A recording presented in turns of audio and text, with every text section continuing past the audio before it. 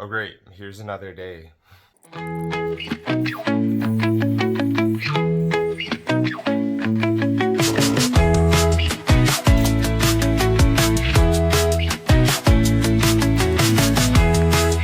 everyone, just another cold morning in the GTA. Just waiting for my car to warm up and for my windshield to defrost. I can't believe it's the end of March and I'm still saying that. Anyways, gonna drive to the gym. Today is leg day. I actually love leg day.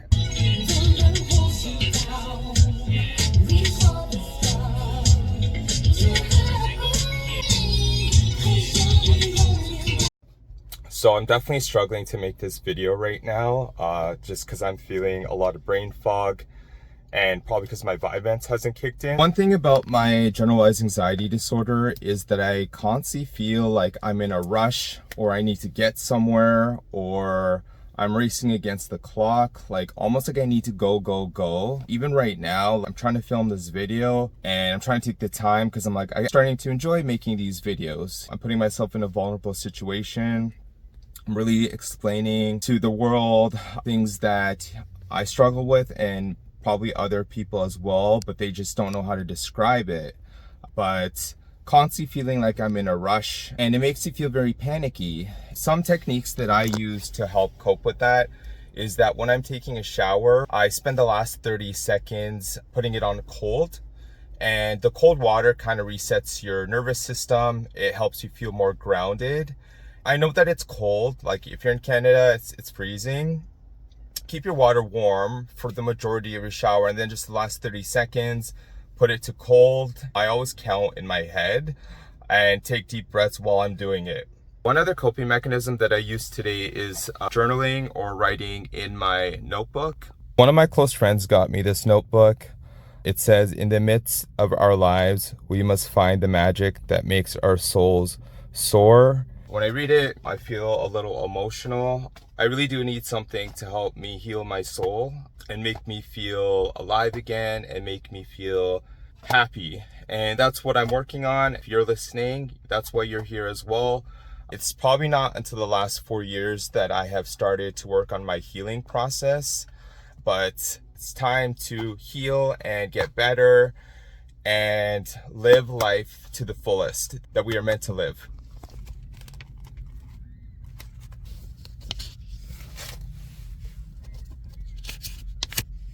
It's not easy to start journaling. It's not easy to sit with your thoughts. It's not easy to relive your past pain. I do have to say that it is really helpful. It gets things out of your mind. You don't need to have any structure. You just need to start writing. Start by writing, how are you feeling? Talk to yourself and go into why are you feeling this way? Just putting it on paper really helps heal your soul a little bit. It provides clarity. It makes you question what you're thinking and feeling. If you're curious to know how I start, I've been journaling for 4 years now. I usually start by saying, I'm feeling like shit, because that's how my mornings have always actually started. But over time, you will learn how to structure yourself. So here's something that I am starting to do more recently. I start off by putting 3 things that I'm grateful for today, 3 things that I'm happy about me. I know it's like chicken scratch writing. And then 3 things that I'm looking forward to today.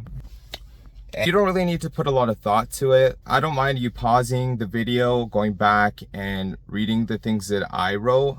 It's really hard, even to get to this point. Again, I've been doing it for 4 years. There's times when I'm just like, I can't journal, but it really does help. So yeah, today I'm gonna go to the gym. I'm gonna make my Invisalign video, which I'm excited about. I meant to do that yesterday, but I could not find my Invisaligners. That's one symptom of ADHD, actually. It's misplacing things. People are gonna call you careless, irresponsible, really make you feel like shit. But if you have ADHD, it really is a mental health issue. If you were to talk to my mom, oh my God, I have lost, I don't even know how many cell phones, like really expensive cell phones. You can ask my friends, I would be losing like 2 cell phones a year. I lost a backpack and a taxi.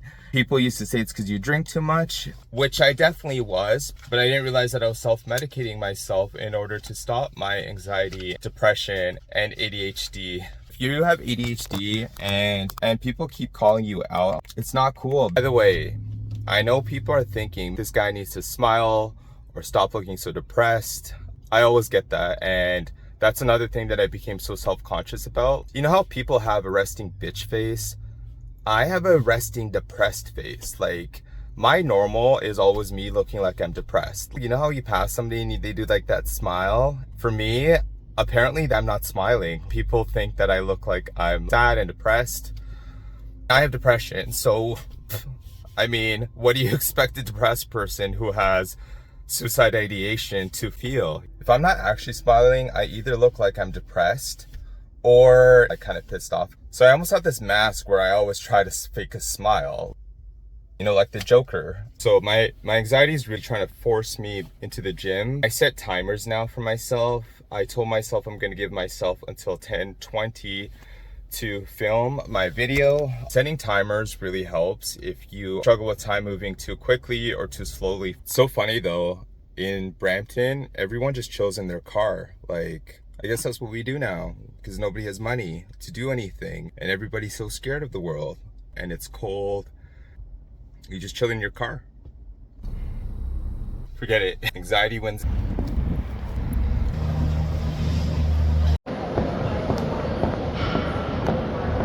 I feel a little self-conscious filming at the gym. I also sometimes start off with jumping jacks. I'll do 50 jumping jacks. I feel a lot of anxiety in my shoulder area and my lower back. Jumping jacks just help loosen everything up and try to make you feel a little bit more comfortable in your own skin.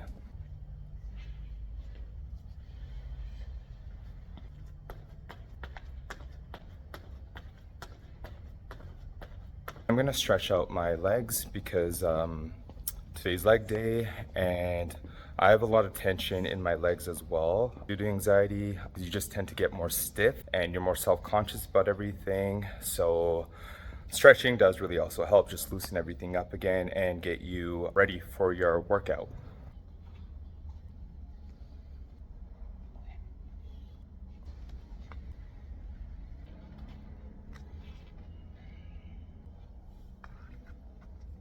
We're gonna do squats, deadlifts, leg presses, lunges, as well as calf raises. So 5 workouts.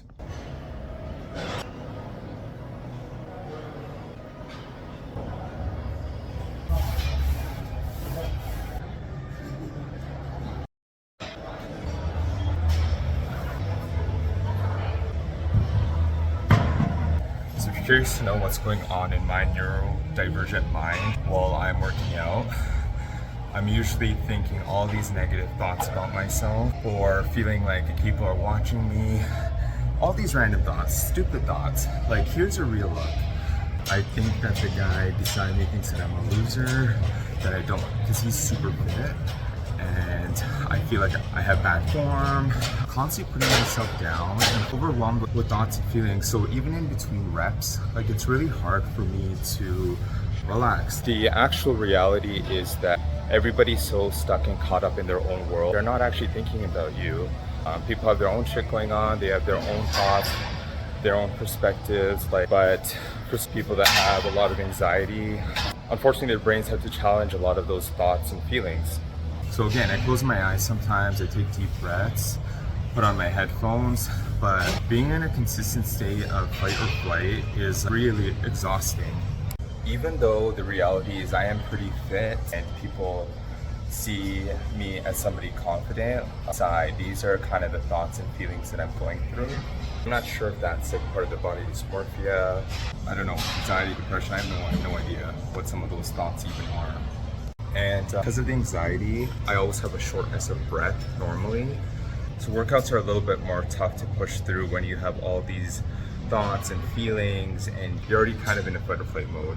But for me, working out really burns off some of that anxiety.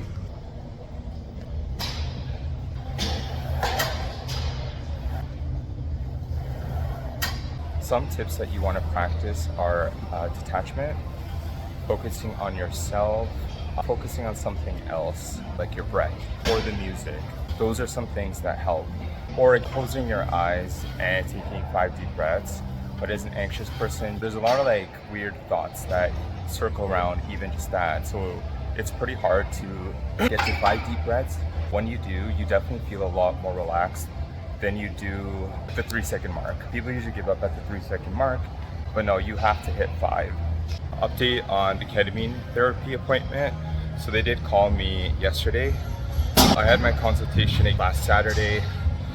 In Canada, you need to go through your doctor, or you need to go through a psychiatrist that works with the clinic. So you do need to go through some form of doctor's approval or doctor's referral.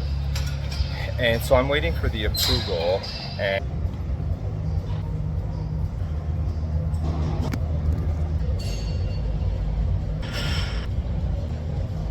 by the way, this isn't really a fitness blog. It's more about dealing with mental health issues in every day-to-day. But I can help out with some fitness and nutrition advice as well, because it's something that, because of my body dysmorphia, I've had many different phases where I wanted to be in terms of weight. So trust me, I got all the skills and knowledge. Anyways, I'm heading out.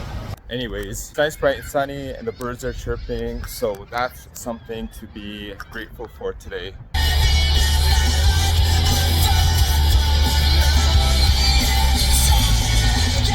One thing that really causes me anxiety is tax day. I don't even know when tax day is. I just know that my dad went to go do our taxes, so God bless him. But I also did start a business when I was living in the States. It's an Amazon e-commerce business. I'll speak more to that in another video, but it's not doing so well. I spent a lot of money and I have to do the taxes for that. Honestly, when you're unemployed, you don't know what day it is. I have no clue. I've also kind of cut myself off from a lot of the outside world while I'm feeling extra overstimulated these days. My mom keeps having to remind me what day it is. I feel like I'm on some other planet and that nobody really gets me. Yeah. Like, I get it. People that have jobs are super stressed as well right now. But what I was going to say is that when you have a job, you have more structure in your life. You're more motivated to get things done. When you're unemployed and you're depressed, like, I just feel like I'm disconnected from society. I don't even know what I'm doing anymore. I'm vlogging, so maybe this will become something. I still want to stay positive about the brand that I created on Amazon. It's called No Waste Man. So it kind of plays on don't be a waste man. Anyways, so if you like this video and you want to see some more, I would love it if you subscribe and hit like to the video and comment on anything that's going on in your life as well. Just the way you are,